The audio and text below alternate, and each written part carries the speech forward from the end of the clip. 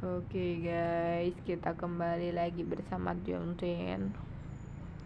Sementara pemerintahan tuh belum sampai dari situ, tadi kita dari mana melalui konsep di atas tadi itu, akhirnya aktivitas perencanaan yang baru ini berupaya untuk mendekatkan kemampuannya dan penyusunan program-program pembangunan. Salah satunya adalah dalam bidang perencanaan perkotaan provinsi yang ditunjukkan dengan pengembangan model-model sosial secara ilmiah di tingkat perkotaan guys. Yang ada di kota itu udah kayak ada kemajuan gitu guys.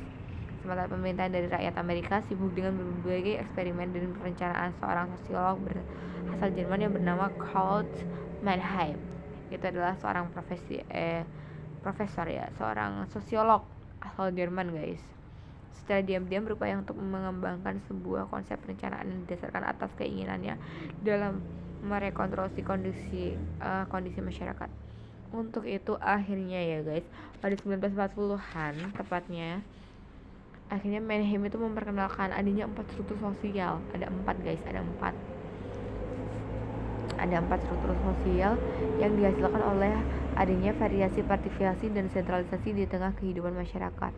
Menurut Mannheim, keempat struktur sosial tersebut yaitu adalah kediktatoran adalah hasil dari rendahnya tingkat partisipasi dan tingkat tinggi sentralisasinya guys.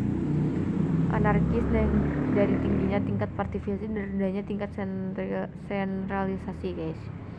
Lalu ada anomi dari tingkat rendahnya baik konservatif dan sentralisasi.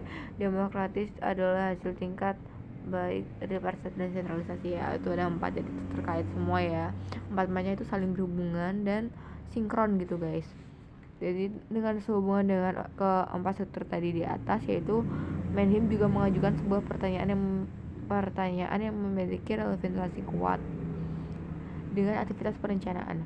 Pertanyaan tersebut ialah, ini dia ya pertanyaannya, dia tanya, siapa yang akan menyusun rencana? Apakah itu para penguasa diktator atau suatu lembaga partisipasi yang demokratif? Berkenaan dengan pertanyaan tersebut, Mannheim mengingat para perencana untuk berhati-hati terhadap ketergantungan yang berlebihan pada rasionalisasi fungsi yang semata-mata bergantung dengan kewenangan guys. Oke, menurutnya itu para perencana yang sebaiknya itu memberikan perhatian lebih dari rasionalisasi substansi yang dapat menyatakan secara tegas mengenai tujuan akhir, termasuk taraf kebenaran yang dikandungannya yang dikandung ya, pokoknya di situ ya. Ya, seperti itulah guys.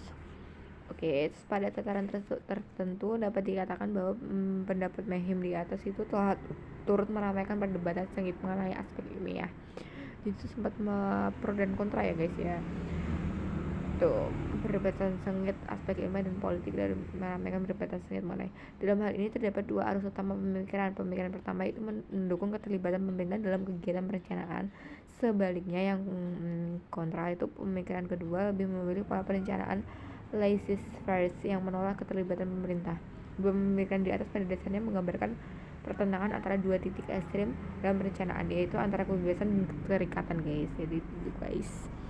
Oke guys, nanti kita lanjut lagi ya pembahasan kita yang selanjutnya di perencanaan PWKA. Jangan kemana-mana. Dadah guys.